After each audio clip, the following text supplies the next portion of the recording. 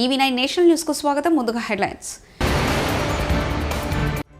విద్యా సంస్థల్లో హిజాబ్ను ధరించొచ్చు, సుప్రీం సంచలన తీర్పు.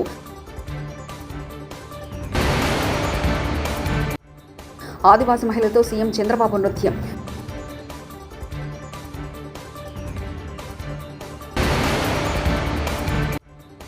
ఏపీలో రెడ్ బుక్ పాలన సాగుతుంది, వైఎస్ జగన్.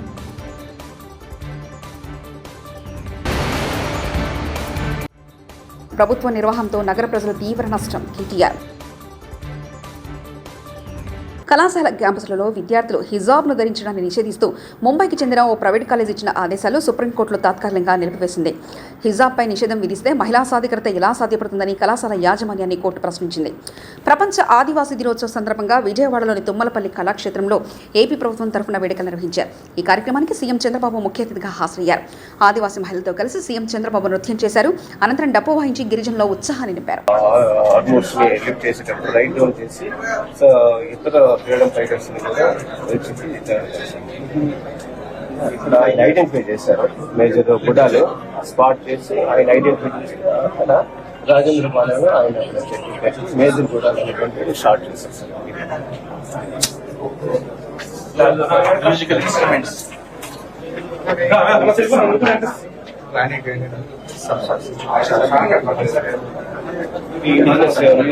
మీరు ఇదేందుకు పెట్టలేదు? మనం తెలంగాణ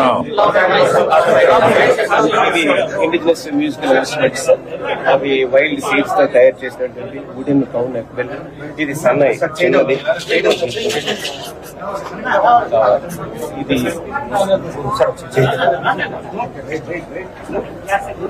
రణసింగా అంటారు సార్. పెద్ద పెద్ద ఫెస్టివల్ ఇదే మోడర్నైజేషన్ అంతా వేడ కూడా వచ్చి వాళ్ళు కూడా అడాప్ట్ చేశారు. ప్లేన్ ఏరియాలో మాదిగా కూడా అదే పెట్టుకున్నారు సార్. సార్ ఇవి మన రామ్ గారు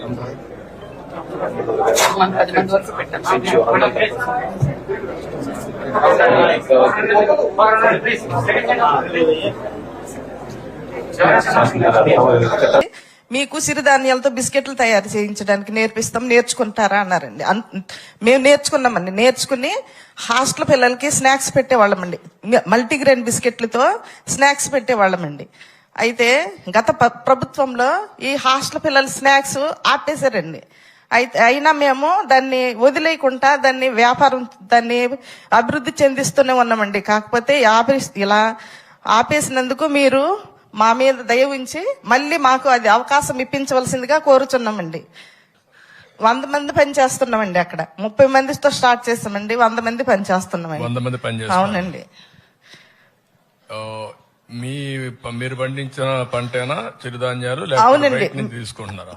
మేము పండించిన పంటేనండి. రైతుల దగ్గర తీసుకుంటామండి, కొంత మేము పండించిన పంట తీసుకుంటామండి. రెండు కలిపి మీరు? కుక్కునూరులో కూడా మీకు మేము బిస్కెట్లు ఇచ్చామండి. ఇప్పుడు అరకులో కూడా ఇచ్చామండి బిస్కెట్లు మేము. ఇప్పుడు ప్రాసెస్ ఏమున్నాయి మీ దగ్గర? ఏమున్నాయి? యూనిట్ ఎట్టుంది? ఎట్లా చేస్తున్నారు? మల్టీగ్రెయిన్ బిస్కెట్లు, జొన్న బిస్కెట్లు, రాగి బిస్కెట్లు. దానికి కావాల్సిన మెషినరీ ఎంత ఉందా? మిషనరీ అంతా ప్రభుత్వమే మాకు ఫ్రీగా ఇచ్చిందండి. ఎంత ఖర్చు పెట్టారు అప్పట్లో? అప్పట్లో మేమైతే ₹1 ఖర్చు పెట్టలేదండి. ట్రైనింగ్ ఇచ్చేసారు. ట్రైనింగ్ ఇచ్చిన తర్వాత మాజీ సీఎం వైసీపీ అధినేత వైఎస్ జగన్మోహన్ రెడ్డి ఏపీలో కూటమి ప్రభుత్వంపై సంచలన వ్యాఖ్యలు చేశారు. రాష్ట్రంలో రెడ్ బుక్ పాలన కొనసాగుతుందని ఆరోపించారు. రాష్ట్ర వ్యాప్తంగా రెడ్ బుక్ పాలన సాగిస్తున్నారు. ఊళ్ళల్లో ఆధిపత్యం కోసం వ్యవస్థలను భ్రష్టు ప్రశ్నిస్తున్నారు. రాడ్లు కత్తులతో గ్రామాల్లో దాడులు చేస్తున్నారు. ప్రజలకు మంచి చేయాలన్న ఆలోచన ప్రభుత్వానికి లేదు. రాష్ట్రంలో అరాచక పాలన సాగుతుంది. చంద్రబాబు మహిళలను మోసం చేశారు. ప్రతి విద్యార్థికి 15,000 ఇస్తానని చెప్పి చంద్రబాబు మోసం చేశారు. ఎన్నికల సమయంలో మాయమాటలు చెప్పారు. మన ప్రభుత్వమే ఉంటే ఇప్పటికీ అందరికీ రైతు భరోసా ఉండేదని వైఎస్ జగన్ అన్నారు. నంద్యాల జిల్లా సీతారామపురంలో మృతి చెందిన వైఎస్ఆర్సీపీ కార్యకర్త సుబ్బారాయుడు కుటుంబాన్ని పరామర్శించేందుకు వెళ్లారు. పరామర్శ అనంతరం మీడియాతో మాట్లాడారు. రైతులను మొదలు పెడితే రైతులను, చిన్న పిల్లలను, పెద్ద పిల్లలను, అక్కచెల్లెమ్మలను ప్రతి ఒక్కరిని కూడా మోసం చేసిన ఈ చంద్రబాబు ఏ ఒక్కరూ కూడా ప్రశ్నించకూడదు, ఏ ఒక్కరూ రోడ్ల మీదకి రాకూడదు, ఏ ఒక్కరూ చంద్రబాబు నాయుడు గారిని నిలదీయకూడదు అని రాష్ట్ర వ్యాప్తంగా రెడ్ బుక్ పాలన సాగిస్తా ఉన్నారు. రెడ్ బుక్ పాలనలో చంద్రబాబు నాయుడు ఆయన కొడుకు రాష్ట్రంలో రెడ్ బుక్ పాలన వాళ్ళు తెరిచి కక్ష సాధింపు చర్యలు వాళ్ళు చేస్తూ ఉంటే అక్కడి నుంచి మొదలైతే నియోజకవర్గ స్థాయిలో ఎమ్మెల్యేలు, మండల స్థాయిలో మండల నాయకులు, గ్రామ స్థాయిలో గ్రామ నాయకులు, వీళ్ళందరూ కూడా రెడ్ బుక్లు వాళ్ళు తెరిచేసి వాళ్ళు ఊర్లలో ఆధిపత్యం కోసం ఏ రకంగా వ్యవస్థలను భ్రష్టిస్తూ పోలీసులను నిస్తేదం చేస్తూ పోలీసుల సమక్షంలోనే ఏ రకంగా లా అండ్ ఆర్డర్ను నాశనం చేస్తా ఉన్న పరిస్థితి ఈ గ్రామంలో, ఈ సీతారాంపురం గ్రామంలో సుబ్బరాయుడన్న కుటుంబానికి జరిగిన అన్యాయం ఒక్కసారి గమనిస్తే ఇక్కడే కనిపిస్తుంది. ఇదే గ్రామంలో ఆధిపత్యం కోసం బూతుల్లో ఏజెంట్ల కింద కూర్చున్న వాళ్ళు, సుబ్బరాయుడన్న కుటుంబం బూతుల్లో ఏజెంట్ల కింద కూర్చున్నారని ఇదే గ్రామంలో అదే రోజు సుబ్బరాయుడన్న ఒక్క కుటుంబమే కాకుండా మిగిలిన 3 కుటుంబాలు కూడా బూతుల్లో ఏజెంట్ల కింద కూర్చున్నారని చెప్పి పెద్దిరెడ్డి కుటుంబం, నాగశేఖర్ వాళ్ళ ఫ్యామిలీ, పల్లం శేఖరు, పెద్దిరెడ్డి కుటుంబం సభ్యులు, నార్పరెడ్డి, వీళ్ళందరినీ కూడా ఈ గ్రామానికి సంబంధించిన ఇక్కడ నాయకుడు మన నారపరెడ్డి, వీళ్ళందరినీ కూడా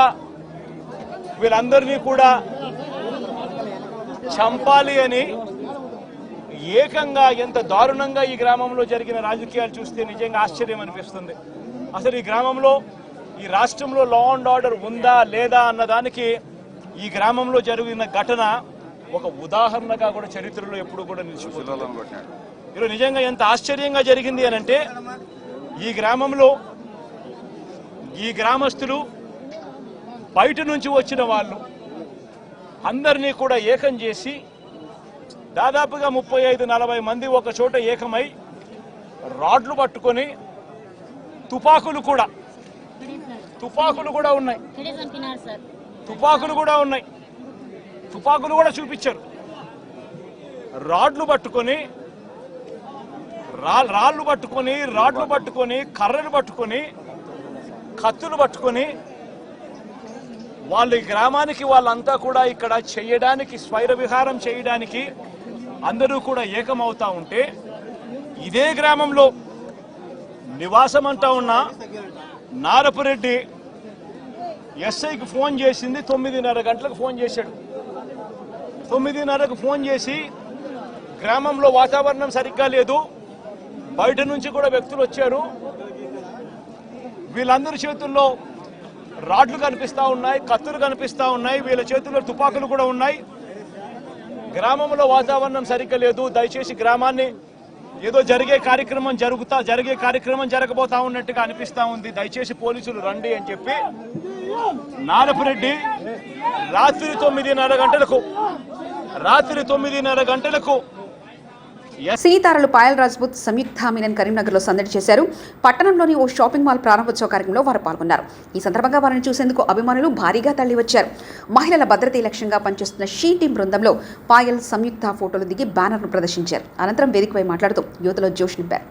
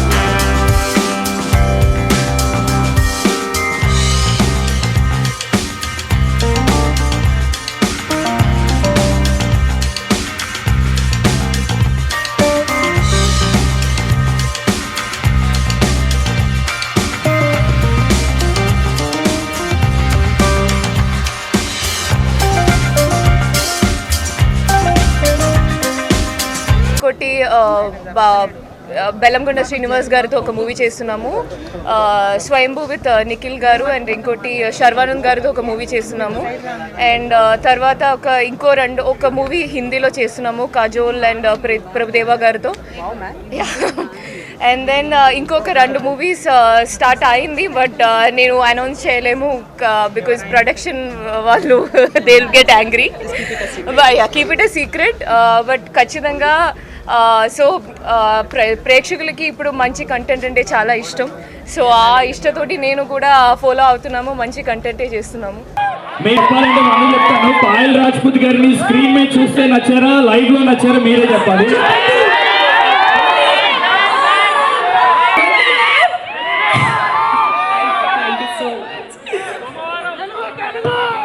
తెలుగు. సో RX100 లో ఇందు నచ్చిందా ఆర్ మంగళవారంలో శైలు నచ్చిందా? రెండు. థ్యాంక్ యూ, ధన్యవాదాలు. బాగున్నారా? థ్యాంక్ యూ సో మచ్ అండి. మిమ్మల్ని చూసి నా my heart beat is going up because ఈ ప్రేమ కోసం ఎదురు చూసి నేను అసలు ఈ ఎనర్జీ చూడలేదు. రాష్ట్ర ప్రభుత్వంపై బీఆర్ఎస్ వర్కింగ్ ప్రెసిడెంట్ కేటీఆర్ తీవ్ర ఆగ్రహాన్ని వ్యక్తం చేశారు. శుక్రవారం మీడియాతో మాట్లాడుతూ రాష్ట్ర ప్రభుత్వం నిర్వాహకంతో హైదరాబాద్ నగర ప్రజలు తీవ్ర నష్టం జరుగుతుందన్నారు. హైదరాబాద్ నగర త్రాగునీటి అవసరాల కోసం సుంకిశాల ప్రాజెక్టును నిర్మించారని తెలిపారు. నల్గొండ రైతులు సాగునీటి అవసరాలు తీరకుండా హైదరాబాద్ నగరానికి సుంకిశీల నీళ్లను ఎట్లా తీసుకెళ్తారని ఆందోళన చేశారు. రైతులను ఒప్పించి చంద్రబాబు నాయుడు ప్రభుత్వం 90 మిలియన్ల గ్యాలన్ల నీళ్లను సుంకిశాల నుంచి నీళ్లను హైదరాబాద్ నగరానికి ఇచ్చారని గుర్తు చేశారు.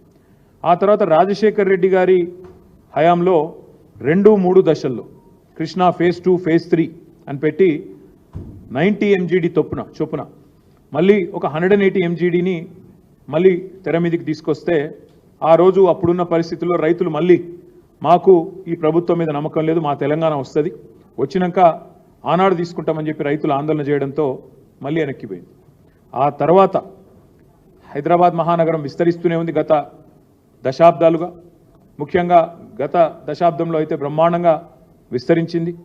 హైదరాబాద్ పెరుగుతున్న నీటి అవసరాలు, తాగునీటి అవసరాలను దృష్టిలో పెట్టుకొని పెద్దలు కేసీఆర్ గారు మరి ఒకవైపు వాయువేగంతో సాగునీటి ప్రాజెక్టులు కడుతూ రైతుల్లో ఒక విశ్వాసాన్ని నింపి కృష్ణానది మీద అటు పైన మనకు తుమ్మిళ్ళ కావచ్చు, ఇంకా ఇతర పథకాలు కావచ్చు, అదేవిధంగా పెండింగ్లో ఉన్న కల్వకుర్తి, నెట్టెంపాడు, భీమా ప్రాజెక్టులన్నింటినీ వాయువేగంతో పూర్తి చేయడం కావచ్చు, అదేవిధంగా మళ్ళీ సీతారామ లాంటి ప్రాజెక్టు ఖమ్మం జిల్లాలో కావచ్చు, అదేవిధంగా కాళేశ్వరం కావచ్చు, ఇవన్నీ ఏకకాలంలో తీసుకోవడంతో రాష్ట్రంలోని రైతుల్లో కాన్ఫిడెన్స్ వచ్చింది. మా సాగునీటికి డోకా లేదు, మా సాగునీటి అవసరాలకు ఇబ్బంది లేదు, కాబట్టి మంచినీరు ఎక్కడి నుంచైనా తీసుకోవడానికి ఏ అభ్యంతరము లేదని చెప్పి రైతుల్లో ఒక విశ్వాసం నింపిన తర్వాత మేము మా ప్రభుత్వంలో ఈ సుంకిశాల అనే ప్రాజెక్టును మళ్ళీ తిరిగి పునరుజ్జీవం చేసి మర్చిపోయిన ప్రాజెక్టును, మరుగునబడ్డ ప్రాజెక్టును మళ్ళీ తెర ముందుకు తీసుకొని రావడం జరిగింది. ఒక్క మాట ఇక్కడ మీకు అర్థం కావాలి అంటే, ఇప్పుడే నేను చెప్పిన ఎలిమినేటి మాధవరెడ్డి ప్రాజెక్టు AMRP ద్వారా నీటిని ఎత్తిపోయాలంటే నాగార్జున సాగర్లో 510 అడుగులు ఆ పైన నీరు ఉంటేనే ఆ నీళ్ళు లిఫ్టింగ్ సాధ్యమవుతుంది. సుంకిశాల విషయంలో మేము తీసుకున్న నిర్ణయం ఏంటి అంటే 510 ఉంటేనే, 510 హైట్ ఉంటేనే, 510 ఫీట్ ఉంటేనే AMRP లిఫ్టింగ్ స్టార్ట్ అవుతుంది. కానీ సుంకిశాల విషయంలో మేము తీసుకున్న నిర్ణయం ఏంది? విద్యా సంస్థల్లో హిజాబ్ను ధరించొచ్చు, సుప్రీం సంచలన తీర్పు.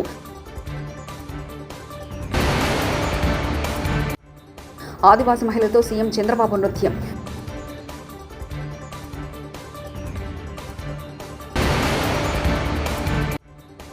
ఏపీలో రెడ్ బుక్ పాలన సాగుతుంది, వైఎస్ జగన్.